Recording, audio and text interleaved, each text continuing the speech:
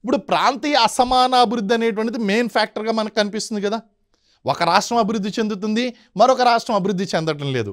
కాబట్టి ఏం చేయాలి, ఈ ప్రాంతాలు అనేటువంటి సమానంగా అభివృద్ధి చెందాలి అంటే ఇక్కడ ఇన్ఫ్రాస్ట్రక్చరల్ ఫెసిలిటీ అనేటువంటి ట్రాన్స్పోర్టేషన్, రవాణా సదుపాయాలు అనేటువంటివి అన్ని ప్రాంతాలకు విస్తరించాలి. అత్యంత వేగంగా, అత్యంత సమర్థవంతంగా చేరుకోగలిగిన విధంగా ఈ సప్లై చైన్స్ మెయింటైన్ చేయాలి అంటే, ఈ యొక్క వాణిజ్య వ్యాపారాలు అనేటువంటి అభివృద్ధి చెందాలి అంటే రవాణా సాధనాలు అనేటువంటి ఇంప్రూవ్ చేయాలి, అభివృద్ధి చేయాలి. ఇటు road transportation, air transportation, water transportation, వీటన్నిటిని కూడా బాగా అభివృద్ధి చెందితే అప్పుడు అన్ని ప్రాంతాలు కూడా సమానంగా అభివృద్ధి చెందేటువంటి అవకాశం ఉంటుంది, ప్రాంతీయ తత్వం రాకుండా ఉంటుందండి.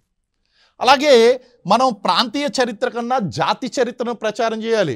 అంటే ఇప్పుడు it is not the least factor. ఇప్పుడు అమెరికన్ సొసైటీని కనుక తీసుకున్నట్లయితే అమెరికాలో ద స్టేట్ హుడ్ అనేటువంటిది, కంట్రీ నేషనలిజం అనేటువంటి చాలా ఎక్కువగా ప్రచారం చేస్తూ ఉంటారు.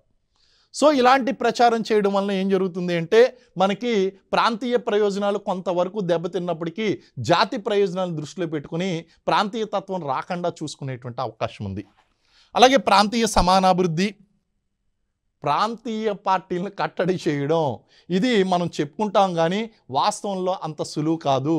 కారణం ఏమిటి అంటే ప్రాంతీయ పార్టీల యొక్క పాత్ర చాలా ఎక్కువగా ఉందండి.